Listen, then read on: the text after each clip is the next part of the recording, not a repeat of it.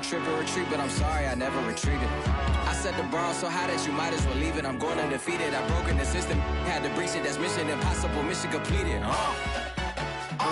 Salute when you see me. Today, from TIAA Bank Field in Jacksonville, Florida, it's Week 15 of the NFL on EA Sports.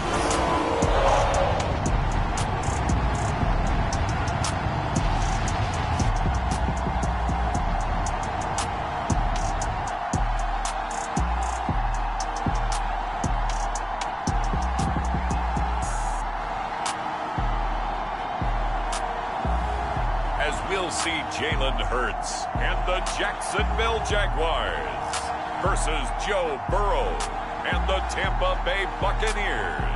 EA Sports coverage of the NFL brings us to the Sunshine State in TIAA Bank Field here in Jacksonville. This crowd excited to see their Jaguars as both teams emerged from their tunnels a moment ago. We are just about ready for football as the Jags get set to match up with the Tampa Bay Buccaneers.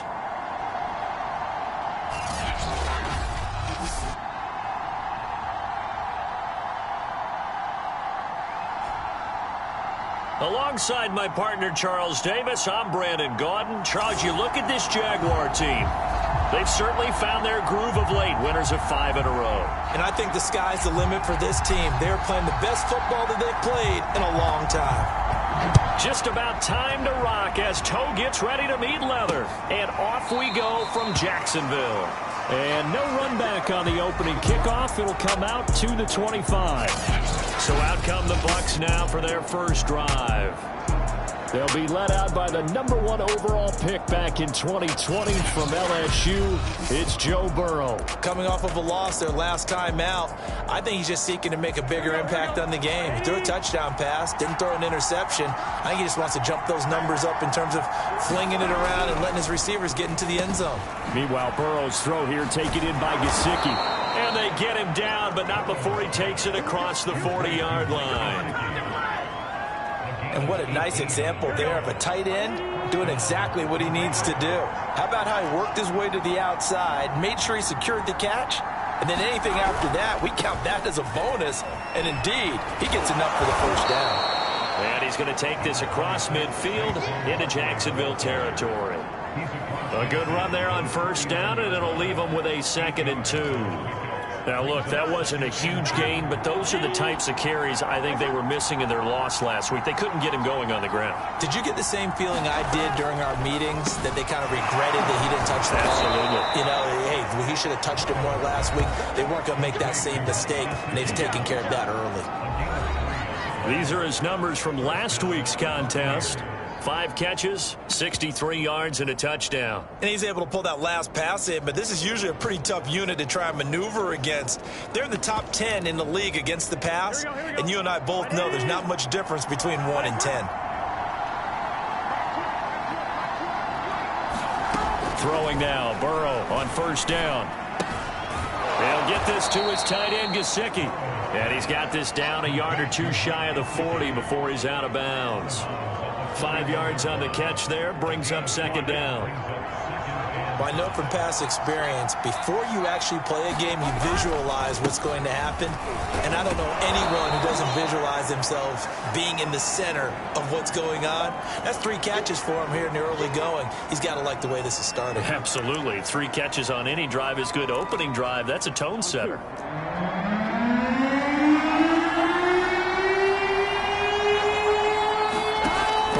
Third down.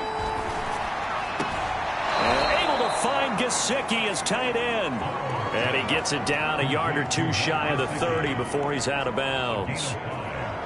I don't think it's a surprise they're throwing the football early. We expected that. They told us they were going to come out firing, but 4 for 4 on the opening drive. They like that. They don't just like it, they love it, because now everyone gets locked in. Your confidence jumps up. Everyone's easy about what they're doing out there. And by the way, they're looking at the sideline thinking to themselves and expressing, let's keep throwing it. We're doing pretty well. It was Jaron Reed who got him down.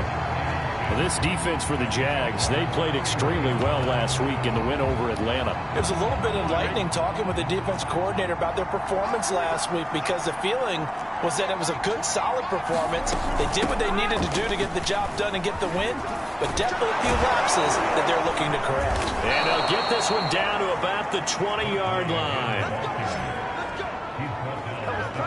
Quite the opening drive march they're on right now. It looks a lot like what we saw in practice prior to the game, doesn't it? You know, because on that last big practice beforehand, you go through your offensive script, you go through your play calling, you go through all the stuff and establish things, and it looks like it's going like clockwork right now for them. From the red zone now, here's Burrow, first down. They'll contain him to just 4, second down. They gave up the completion there, but this is what zone defenses count on, catching the ball and not much run after the catch. Throwing again on second down. Burrow.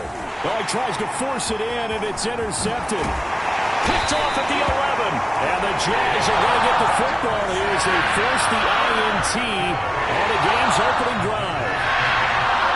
So here's the first drive now for the Jags. They'll be led on by a Heisman runner-up during his college days. It's the versatile Jalen Hurts. Okay, I'm not taking a turn to negative town, even though it's going to sound like it. The 2 interceptions he threw last week, those obviously have to be eliminated, and that was the focus of practice this week. But let's face it, he did throw 3 touchdown passes. And they got the win. And they got the win, so I think it was a good week for him to work on things. Had some positives, the win being first and foremost. Now he's just got to eliminate those interceptions. 5 yards on the carry. Good pickup on first down. Brandon, 5 yards on that run. Let's get back to the huddle and make sure if you're a back, you spend time with your offensive line and give them credit. Hard to move those 300-plus pounders at the line of scrimmage, and they did for a significant chunk of yardage. Takes this one across the 35 to the 36, a gain of about 4.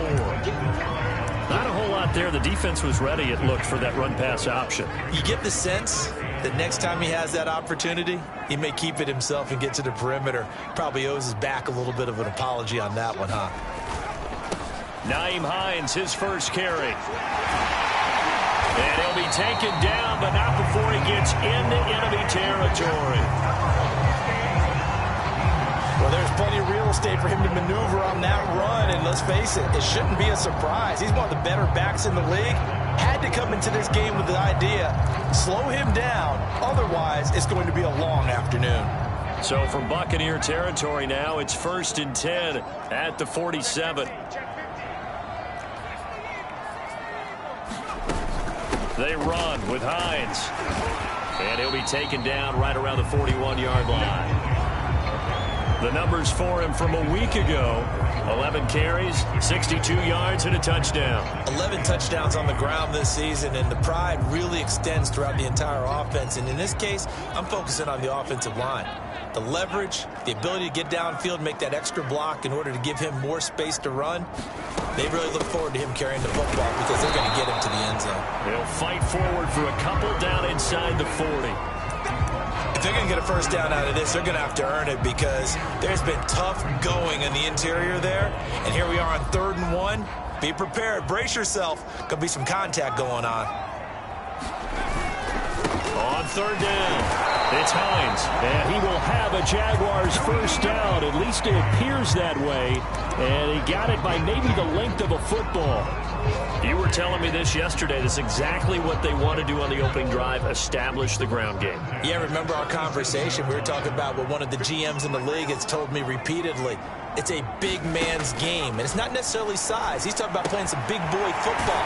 Line up, get leverage, knock people back, and establish the run early. And he's going to get this inside the 30.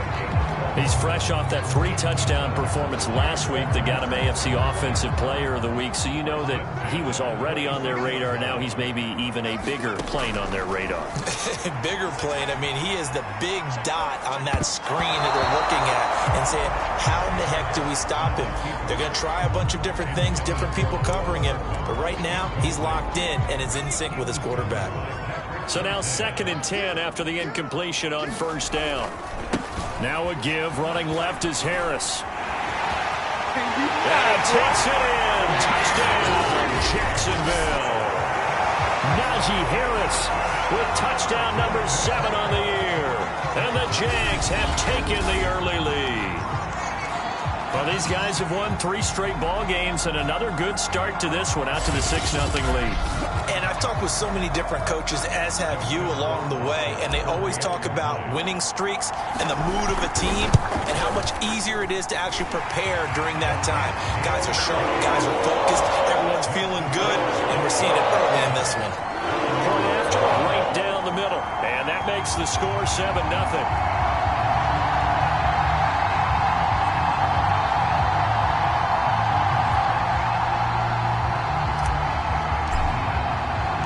The kickoff team on the field now as they will send this one away.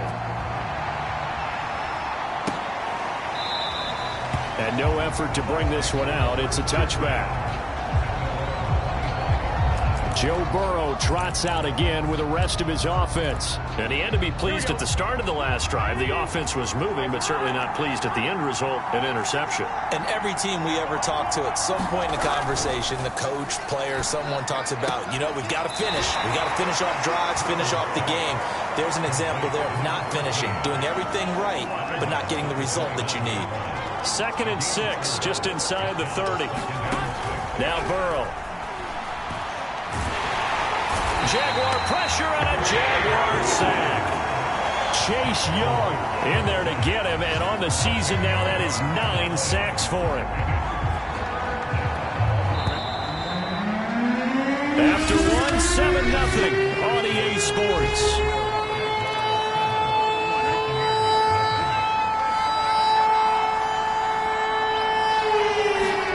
Now on 3rd and long, they'll look to throw.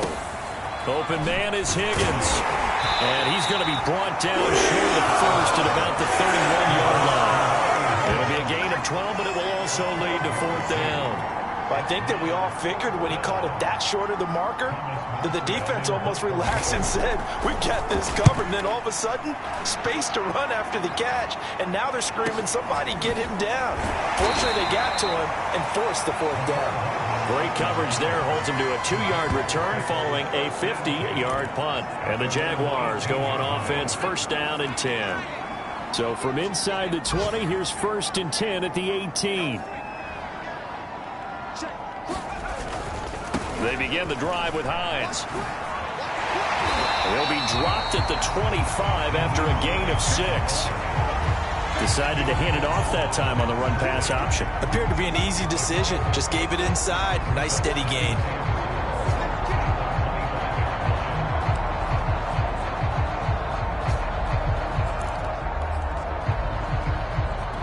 The last run got 6. Now 2nd and 4.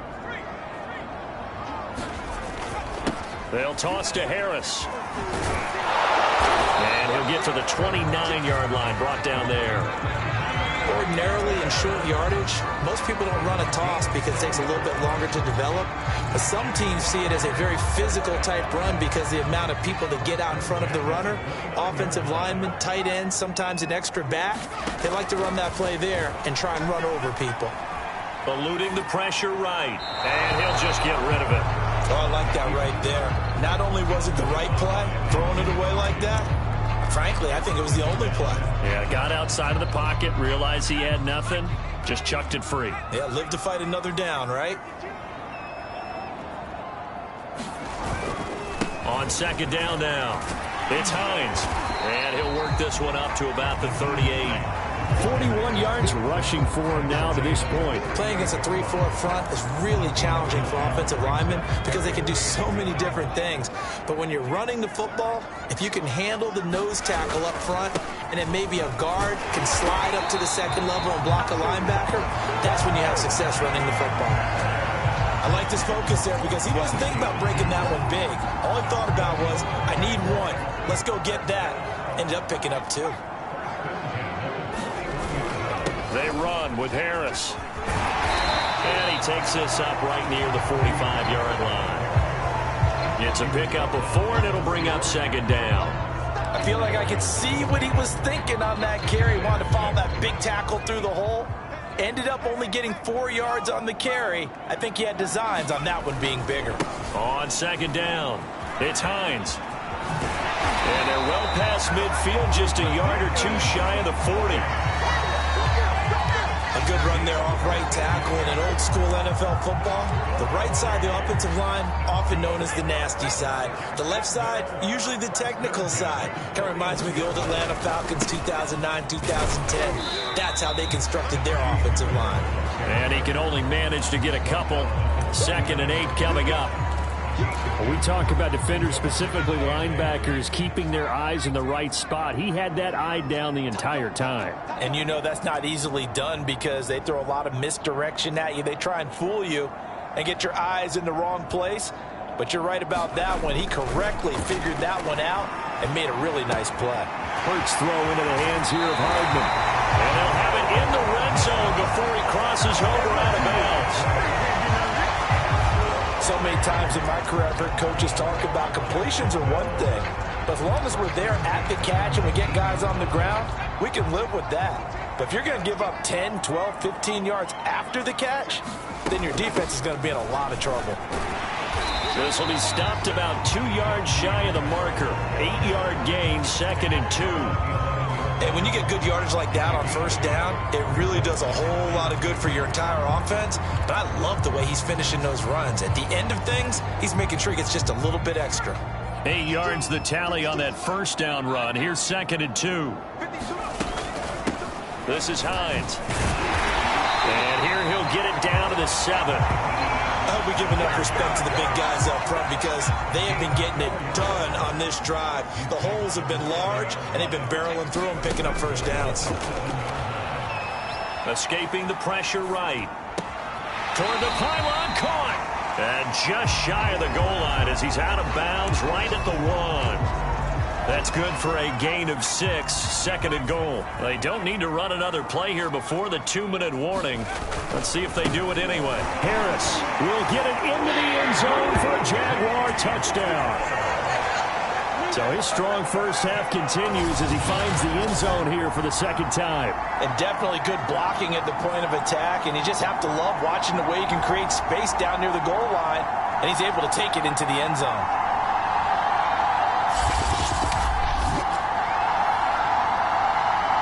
The Ohrwasser on for the PAT. And it's good to make it 14-0. So that was a 13-play drive in total. And it was Najee Harris who finished it off with a touchdown run. Out is the kickoff unit as they run up and send this one away. And he'll decide to not bring this one out as their drive will begin at the 25. Back now comes Tampa Bay.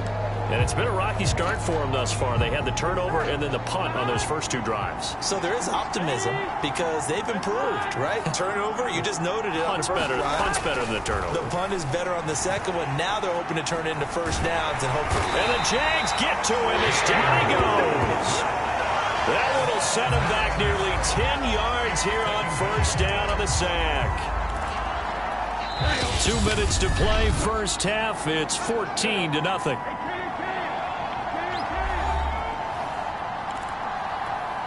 Coming up at halftime, I'll go from one personality, that's you, Charles Davis, to another one in Orlando, the coach. He'll have stats and scores from around the NFL. You and Jonathan Coachman both larger than life. No doubt about it. But you're stuck with me in this booth, yes, and he's miles away and smiling. And happy.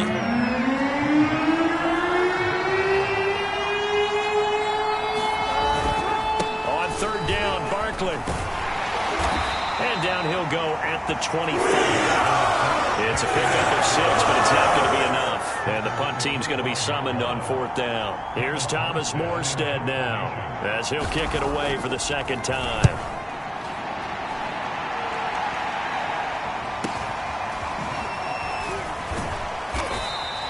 Call that 49 yards on the punt. They do get 7 back on the return. And out will come the offense as they take over. A look at the running back, the man out of the backfield as he gears up to go again. And he's well on his way to a 100-yard game. He's already more than halfway there. We're only in the second quarter. And what I've always loved about running backs is they'll tell you, I had no idea how many yards I had. Right. Those guys have an innate sense of where they are in a ball game and how many yards they've accumulated, because you know they're always working towards 100. He's been working well towards 100 here. Being chased out left. And he gets this up across the 35 before he's out of bounds. 6 yards there off the scramble, but it'll still leave him with a third down. Okay, he's not going to get the first down, but this is still a nice job of buying some time and then running to get to the sideline and get out of bounds and avoid the big hit. On third down, it's Hines. And he brings this up to the 46, good enough for the first. Now the offense going to use the first of their timeouts as the clock will stop with 33 seconds to go in the first half.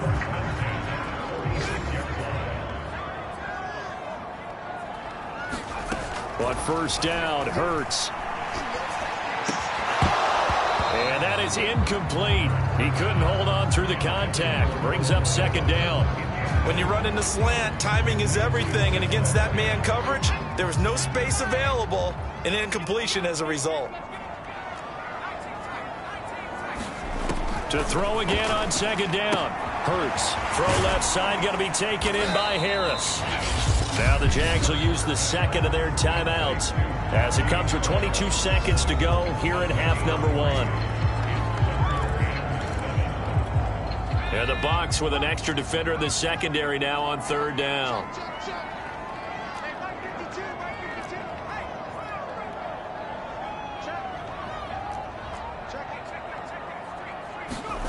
From the gun, it's Hurts.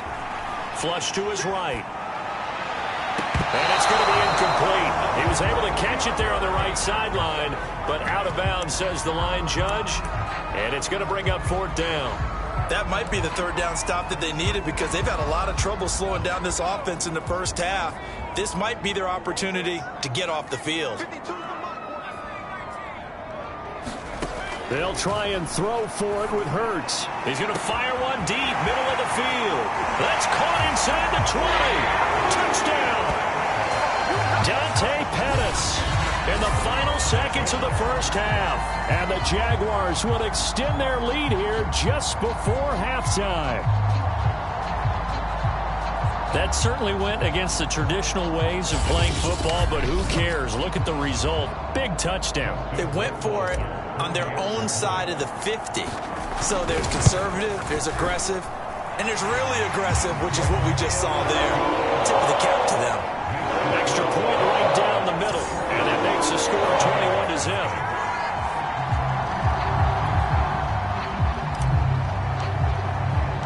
So not much time to speak of remaining in this first half as the kick's away. And not wanting to risk anything here late in the half, he'll just take a knee and they'll bring the football out to the 25. The Bucs offense set to begin their next possession. And with 10 seconds left, not really enough time to put something together. They'll indeed try to run it out as they start on the ground. And he'll just push his way forward for a few as the clock will run. Give him a couple on the carry there, 2nd and 8. So we hit the halftime break here in Jacksonville with the Jags on top. As we send you a couple hours south of here to Orlando, that's where we check in with the coach and our EA Sports halftime report. Okay, Brandon, time for a sprint to the finish, as it's time to get you caught up with what's happening around the NFL here in a pivotal Week 15. We'll begin our tour out at Nissan Stadium in Nashville, where it was the visiting Chiefs who come in and get the victory on the road. Aaron Rodgers, excellent in the W, as his guys get victory number 12 on the year. From there, we head down to sunny Miami to check on the Dolphins at home at Hard Rock Stadium. And they currently trail in that game against the visiting Patriots. The Pats trying to gut this one out, as it would be a good victory for them if they could get it.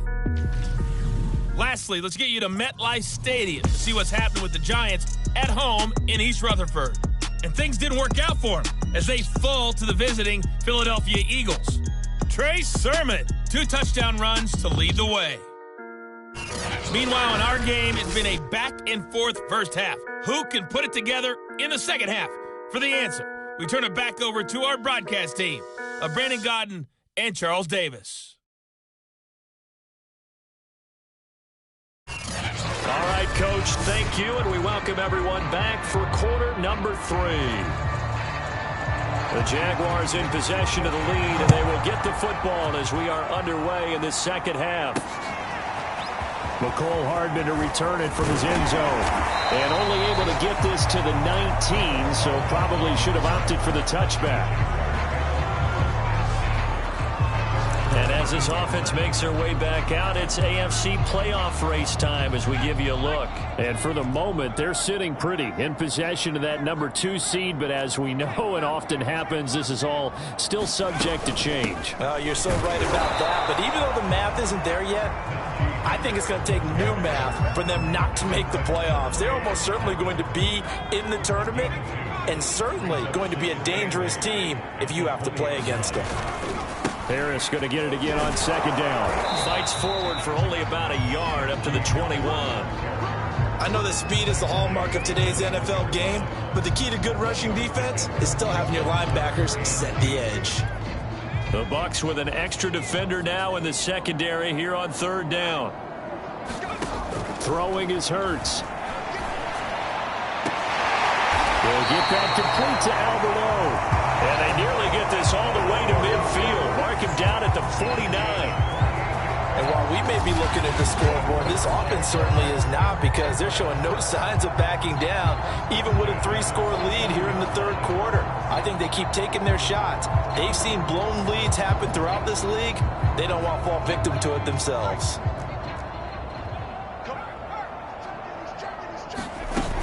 Now a first down carry for Harris. And he's able to get across midfield and down into Buccaneer territory.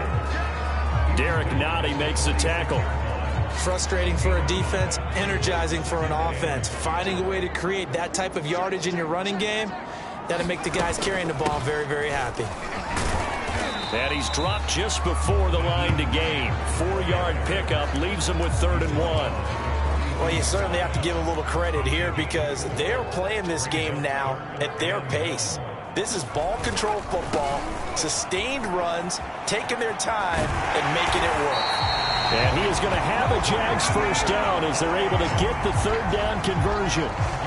Well, they gave themselves options there on the 3rd down play, and were able to convert on that RPO. Shows a lot of trust with the guy taking the snap, doesn't it? Because you're counting on him to make the right reads and give the ball where it's supposed to go. And he did on that play. And he'll manage to pick up about 4 at 2nd down. They're in a pretty good spot right now with a convincing lead. I think this is where they put on the boxing gloves, start to try and pound them into submission. And the offensive line, they've controlled this game. I don't see why that trend would change now. Down to the 25. 3 yards on the pickup. That's going to set up an interesting 3rd and about 4 to go. Well, praise has to go to the guys in the offensive line, because they've had a very nice, productive day running the football. How about that poor defensive line? They've been knocked around the entire game, and while they slowed them down on that run, can they continue to do so? Because they haven't had much success throughout this ball game. And he will have a first down at about the 21-yard line. Well, someone's been having a good game so far, and you know something? A lot of it's been power running. They decided to turn him loose again on 3rd down, didn't they? They did indeed. He delivered the tough yards. Here's Hines. And he's going to push his way down to about the 12. 94 yards rushing for him here as he starts to draw closer to a 1,000-yard campaign. A lot to praise on this drive, obviously. I know you're seeing what I'm seeing. Those guys up front, they're getting it done. Doesn't matter what play is called. They are handling their business at the line of scrimmage and dominating right now on this drive. And the Jaguars are going to be set up with a 1st and goal as good running gets them down to about the 4-yard line. This offense continues to be a hot knife through butter. 3 drives, 3 scores, and knocking on the door again on drive number 4. And he's maybe going to get this back to the 4, but that's about all. They'll say no gain on the play, and it'll be 2nd and goal. Maybe I'm wrong, but it looked like even if he had opted to keep that, I don't think there was going to be much to gain. Seemed like it was perfectly defense. And know what they say? Those guys on the other side, they get paid too. Hines. It'll go as a loss of a yard, and it'll set up third down. And quickly, they get to the line.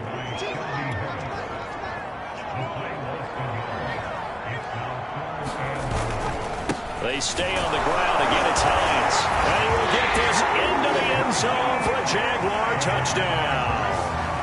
Nyheim Hines with touchdown number 12 on the year. And the Jaguars take the opening kickoff of the third quarter and drive right down the field to extend their lead. Extra point splits the uprights, and that makes the score 28-0. Set now to kick this one away, and off it goes. And it'll come out to the 25 as he will not attempt to return. Here comes the Buccaneers offense. They get their first reps of the second half. They are right now just ice cold. I mean, they have struggled big time in this game, and they're getting blown out. How do they adjust? So tough because we always talk about it being a team game, and you need all 11 working well together. But every now and then, partner, you need that one guy who can make a play against all odds that maybe can ignite things. And I think that's what they're looking for right now. Yeah, you talk about going to your playmakers. They probably need to do it. Find someone that you're used to touching the football that makes big plays and give them that opportunity to maybe wake up everyone else. The last run got 3. Now here's 2nd and 7.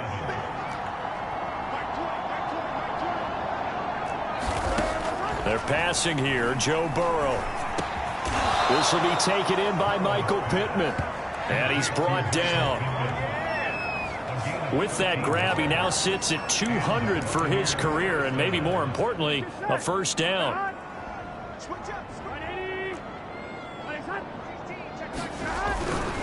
They'll try the right side here. Barkley. 2 yards on the pickup there. It'll be 2nd and 8. Oh, that's a real nice job there by the defense in front. They just engaged and held their ground. But how about the guy who made the play? We often talk about whether they take a good first step or not. Many times you just don't take any step. Just get your feet moving, get your body going, and then once he made the read, he was able to make the play. And that's going to be incomplete. He's had trouble finding open receivers all game, CD, and that's because really there hasn't been many. This defense has been all over him. Yeah, they're one of the better defenses in the league, and every time I talk to someone around the NFL, they all say the exact same thing. They're so fundamentally sound, it's hard to execute against them.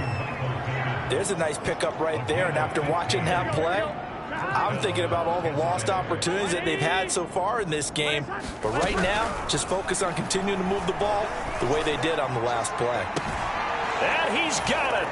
Caught in the end zone. Touchdown, Tampa Bay.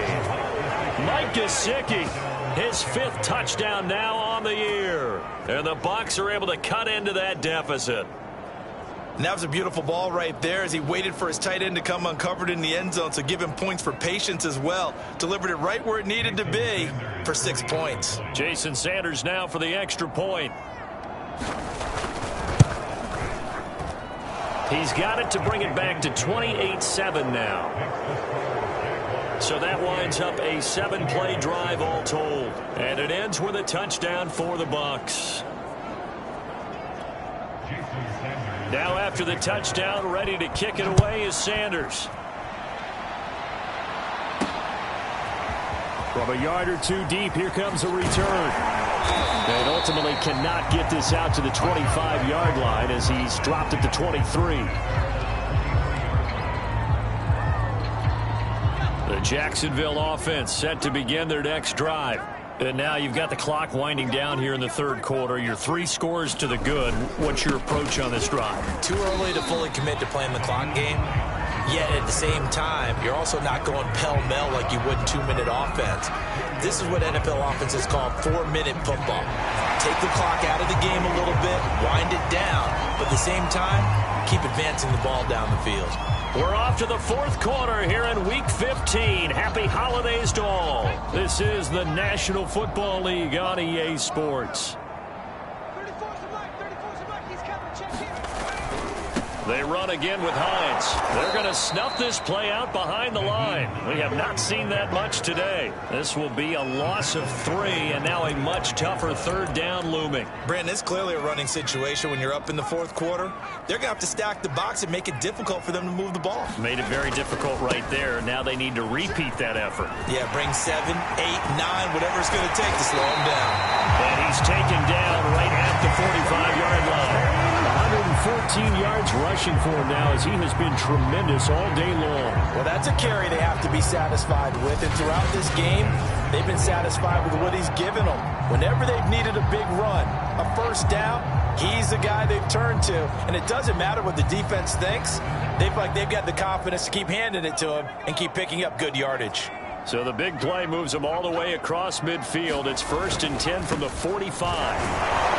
And he can only manage to get a couple. 2nd and 8 coming up. Brandon, I've got to think this offensive line has got some smiles on its faces. And I know it sounds crazy, but they practiced for this back in training camp. They knew they'd be in situations where it'd be extra defenders in the box coming after them, trying to keep them from locking down a game. Right now, they want to show the world they're up to the challenge. And he works it past the 30, almost to the 25. No doubt those are the types of carries they're looking for here, Charles. The lead in the 4th quarter. This is when coaches that have a reliable running game, they breathe a little easier on the sideline. Yeah, they love the idea that they can take the air out of the football at this point of the game. That means they're really counting on that offensive line, counting on the runners, taking care of the football. Because you're going to tell your quarterback, hey, no time to be a hero. We're not going to throw it here. Just eat up that clock. And if you have the ball, they can't score. Now here's another carry for Harris. And he'll take it down here just shy of the 15 at the 16-yard line. Starting to look like this drive, it may be the final nail in the coffin. Well, this is why you work out so hard, right? This is why you spend all that time in the offseason. This is why you have those OTAs and mini camps. For these situations, these scenarios, to run someone into the ground and secure a victory. And he's able to get this inside the 10 now to the 9. 7 yards on the pickup there, and it'll leave him with a 2nd and 3.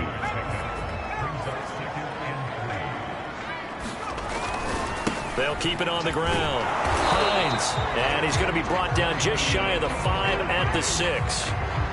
He's hit pay dirt a lot this year, but not that time. Yeah, I'm tracking right there with you. You're exactly right. He's found the end zone plenty of times.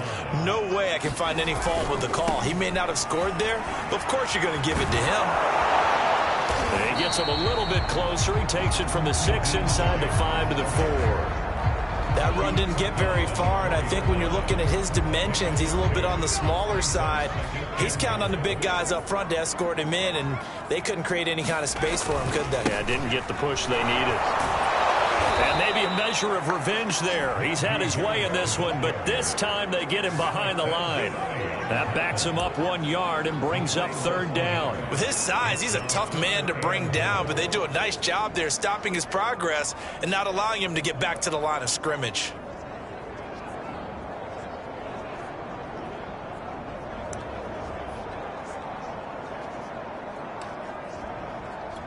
This has been a long drive. You got to figure a field goal would be a letdown. Can they convert now on 3rd and goal? They'll try and run some clock here as they keep it on the ground. And yet again, nowhere to run. This time maybe we'll get back to the line of scrimmage, but no more than that. Such a long drive here. 3 points. That would be a disappointment, but I don't know if you can go for it here, can you? Well, you know, the defense was really giving them a lot all the way downfield, and now they've stiffened. Forget that bend, don't break. Now they don't even want to let them get a yard, do they? So in this spot, you remember what the coaches told us before the ball game? Any drive that ends with a kick is going to be okay with us, whether it's a punt, a field goal, or an extra point. Take the field goal right here.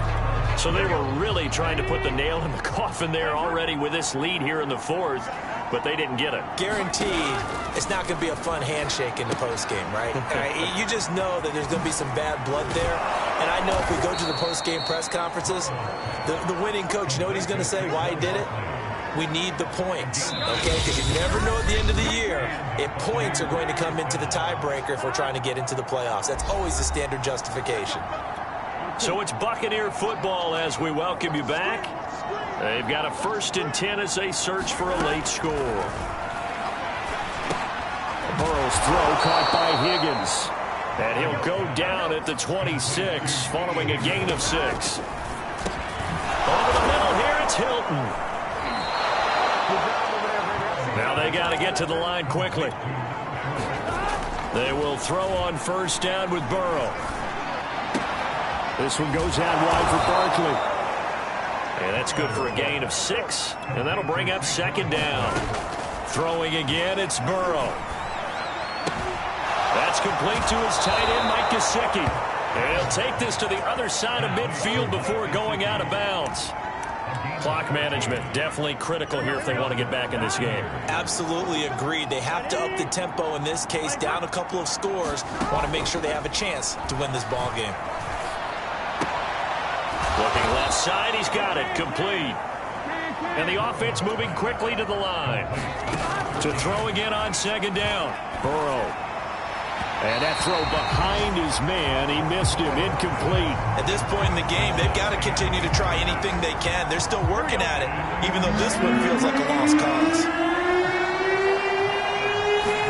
On 3rd down, Burrow. Oh, he'll let one go deep for Higgins. And the defense has it covered. It's intercepted. Picked by Tavarius Moore. And the Jaguars are going to take possession here at their own 3-yard line. All smiles and high fives on that defensive sideline. That interception will cap off what was truly a tremendous performance. Yeah, if you can hold a team to 7 points in the NFL, that's the kind of day that you feel really good about. Now, I do know a few guys are going to think to themselves, held them to 7. If we made one more play, could have had our shutout. And oh, that nearly their first pick of the game, but it falls down to the ground incomplete. An incomplete pass on 1st down. That leads to a 2nd and 10. Now it's Hines. And he'll find a little space. He gets us up near the 10. The Jaguars going to go ahead and use their first timeout. It's just their first. They've got 2 more to use here in the final stages.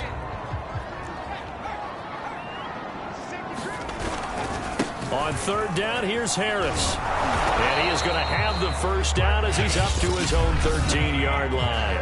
And what are the whistles for? Timeout. So they'll stop the clock here in a game that's been decided in the closing seconds. From the 13 now, they work on 1st and 10. Now it looks like he'll throw here. Looking to complete it to Pettis, and he's got him. Now whistles and a timeout called here. Not sure of the point of this, but they'll stop it with 4 seconds to go in the game. So 1st and 10 now from the 30.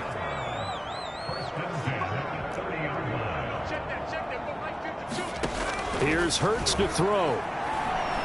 He'll rifle this one deep right side. And it's incomplete. They're still throwing to the very end. And now this game is over.